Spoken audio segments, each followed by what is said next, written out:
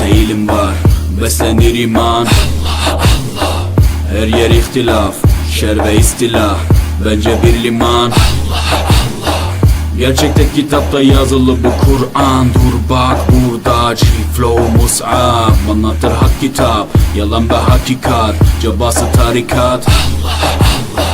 Sana yobaz derler, böyle olmaz derler. Onlar gibi düşünmedikçe çoban derler.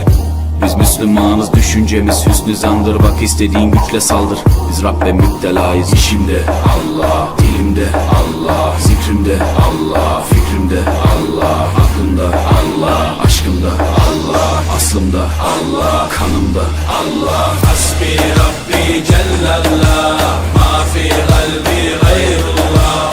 Nur Muhammed sallallahu, la ilahe illallah. Hasbi Rabbi Cellallah, ma fi kalbi gayrullah.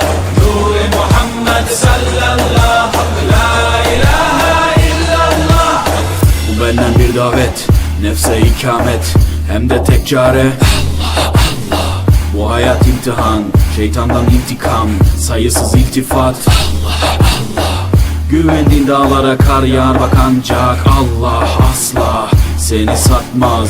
Düşünce kalkmalısın, şükürle kalmalısın, desin hep kalp atışın Allah.